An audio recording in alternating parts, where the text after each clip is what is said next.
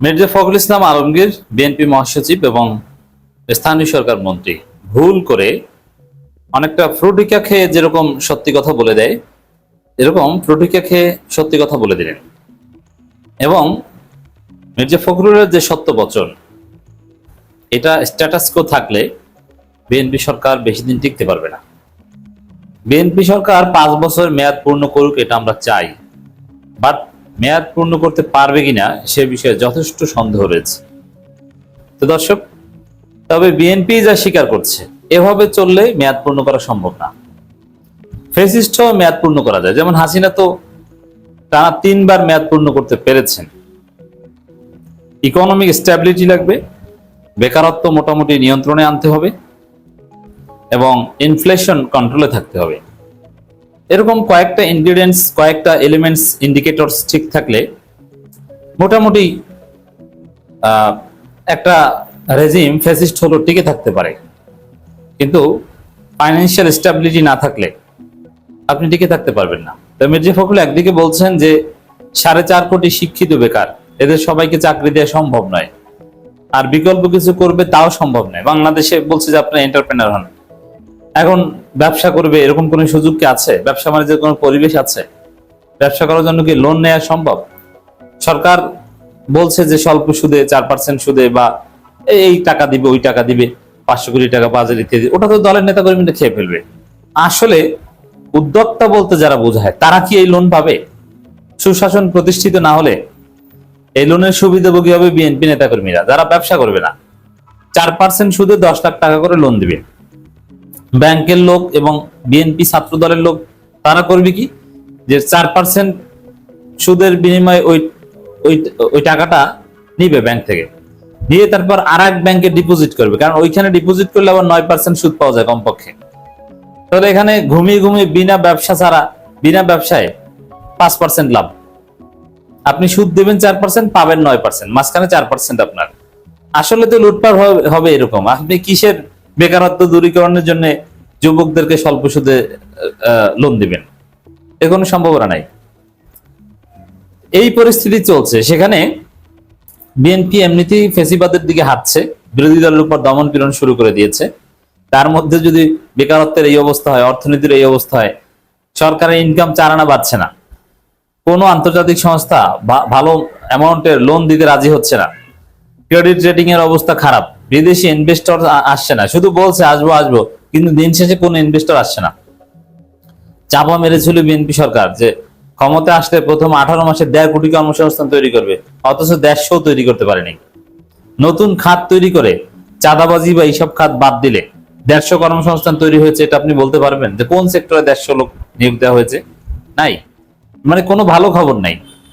এর মধ্যে মির্জা ফখরুল আবার ফটিকে খেয়ে সত্য কথা বলে ফেলেছে। এখন আপনি কিছুই পারছেন না, পারছেন মানুষের অর্থনৈতিক মুক্তি দিতে, না পারছেন অর্থনৈতিক স্টেবিলিটি তৈরি করতে, না পারছেন সুশাসন উপহার দিতে, না পারছেন জুলাইকে ধারণ করতে। আপনি কিছুই পারছেন না, তা আপনাকে মানুষ ক্ষমতায় রাখবে কেন? এখন বলবেন যে জামাত, এনসিপি এরা তো ধনচে দল, এরা আর কি করবে বিএনপির? আচ্ছা মানলাম, কিন্তু বিদেশি যে ষড়যন্ত্র, এই ষড়যন্ত্রের কবলিতে আপনি টিকতে পারবেন না। মার্কিন যুক্তরাষ্ট্র, ভারত, ইসরায়েল যে ষড়যন্ত্র করছে, সার্জিও গোরেরা যেটা চায়, আপনি এটাই তো ফুলফিল করে ভালো কিছু করতে পারবেন না। তো দর্শক দেখেন, মির্জা ফখরুলের ফটিকা খেয়ে সত্য বচন, সত্যিকার অর্থে এবার পরিবর্তন দেখতে চেয়েছিলাম। শুধু মির্জা ফখরুল না, সবাই দেখতে চেয়েছিল। বিশেষ করে এক দফার যে কন্টেন্ট, রাষ্ট্র সংস্কার এবং নতুন রাজনৈতিক বন্দোবস্ত, সেই এক দফার কন্টেন্টের আলোকে সবাই স্বপ্ন দেখেছিল এবার যেহেতু জুলাই বিপ্লব হয়েছে, আমাদের রাজনীতির মূল সমস্যা ভারতের আধিপত্যবাদকে আমরা ঝেঁটিয়ে বিদায় করতে পেরেছি, ভারতের চেলাচামচা সব পালিয়েছে, বিভিন্ন সরকারি অফিস থেকে, দপ্তর থেকে সবাইকে সমন্বয়করা, বৈষম্য বিরোধী ছাত্র আন্দোলনের নেতারা ঘাড় ধাক্কা দিয়ে বের করে দিয়েছে। তো এই পরিস্থিতিতে সত্যিকার অর্থে এবার একটা পরিবর্তন হবে, এটা আমরা চেয়েছিলাম। বিশেষ করে সরকারি সেবা নিতে গেলে ঘুষ, দুর্নীতি, ঘুষ ছাড়া কোনো কাজ হয় না। পুলিশের কাছে গেলে ঘুষ ছাড়া আপনি কোনো কাজ করতে পারেন না। আপনি প্রভাবশালী না হলে আপনি ন্যায় বিচার পাবেন না। এই যে সামগ্রিক একটা পরিস্থিতি, এটার একটা পরিবর্তন দেখতে মির্জা ফখরুল চেয়েছিলেন বলে তিনি দাবি করছেন, এবং আমরা সবাই চেয়েছিলাম, কিন্তু এখন পর্যন্ত সেটা আমাদের মধ্যে দেখছি না। ঠিক আছে, ইউনূস সরকার পারে নাই, ইউনূসকে তো অনেক গালি দিয়েছেন, ইউনূস কিছুই পারে নাই। বাস্তবিক পক্ষে পরিবর্তন যতটুকু করেছে ইউনূসই করেছে। কিন্তু বিএনপি ক্ষমতায় এসেছে 6 মাস হয়ে গেছে, কই বিএনপি তো কোনো পরিবর্তন করতে পারেনি। কেন পরিবর্তন করতে পারেনি? তো দর্শক, বিএনপি ক্ষমতায় আসার পর সংস্কার বলতে যা বোঝায়, সুশাসন বলতে যা বোঝায়, বলেন তো যে একটা ইন্ডিকেটরসে উন্নতি হয়েছে, এই পরিবর্তনটা করতে পেরেছে? চাঁদাবাজি কমেছে, না ঘুষ কমেছে, না দুর্নীতি কমেছে? বরং এগুলোর জন্য নতুন নতুন সিন্ডিকেট তৈরি হয়েছে, এগুলো বেড়েছে, অবস্থার আরো অবনতি হয়েছে। সুষ্ঠু নির্বাচনের কোনো পরিবেশ তৈরি হয়েছে? না, সুষ্ঠু নির্বাচনের পরিবেশ আরো নষ্ট হয়েছে। তো দর্শক, আশাবাদী হই এ কারণে যে পরিবর্তন দেখছি একজন মানুষের মধ্যে, তিনি তারেক রহমান। এটা তো তারেক রহমানকে তেল মারছেন, এটা বুঝাই যায়। তারেক রহমানের মধ্যে একটা পরিবর্তন আছে, সেটা হচ্ছে তিনি ওসমানী মিলনায়তন থেকে সচিবালয় পর্যন্ত হেঁটে যান। আবার তিনি শার্ট পরেন, ইন করেন না। গরমের মধ্যে ব্লেজার খুব কম পরেন, টাই খুব কম পরেন, শুধু বিদেশ সফরে গেলে তখন টাই পরেন। এরকম কিছু সাদাসিধে ড্রেস আপ, চলাফেরা, এটা হচ্ছে একমাত্র পরিবর্তন। আবার জনগণের সাথে মিশেন, নিজে সেলফি তুলে দেন, স্ত্রীর সাথে খুব একটা সুন্দর খুনসুটি করেন।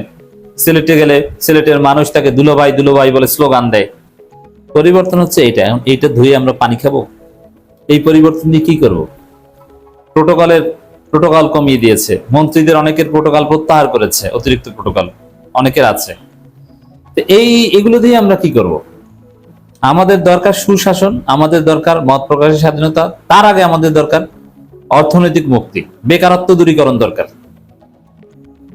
আমাদের দরকার ইনফ্লেশন নিয়ন্ত্রণ, মানুষ বেঁচে থাকার, চিকিৎসার এবং খাওয়ার নিরাপত্তা পাবে।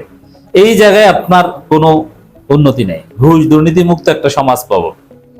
আমরা চেয়েছিলাম যে আমরা দক্ষিণ কোরিয়া, সিঙ্গাপুরের মতো হব। প্রফেসর ইউনূসকে 5 বছর ক্ষমতায় রাখতে পারলে সেটা হতো। এখন মির্জা ফখরুল বলছেন যে কিছুই হয়নি, এখন তারেক রহমানের মধ্যে পরিবর্তন দেখতে পাচ্ছেন। ওটা যে তেল মারা বোঝা যায়, এই পরিবর্তন দিয়ে কিছু হবে না। তিনি চেষ্টা করছেন, নতুন নতুন কিছু নজির স্থাপন করছেন। ওই যে শার্ট ইন না করার একটা নজির স্থাপন করেছেন, যে প্রধানমন্ত্রী কিন্তু শার্ট পরেন, ইন করেন না, আবার ঘুচিয়ে থাকে পেছন থেকে, তারপরও তার লজ্জা করে না, মানে সাদাসিধে, এটা বোঝানোর চেষ্টা করছেন। সবাই মিলে প্রধানমন্ত্রীকে সমর্থন দেওয়া দরকার, সমর্থন তো সবাই দিচ্ছে, কিন্তু আউটপুট তো কিছুই নাই। মির্জা ফখরুল যেটা বলেছেন এটাই, কাজের কাজ এখন পর্যন্ত কিছুই হয়নি, কোনো পরিবর্তন আমরা দেখিনি। আর পরিবর্তন না হলে সরকারকে মানুষ কেন টিকিয়ে রাখবে?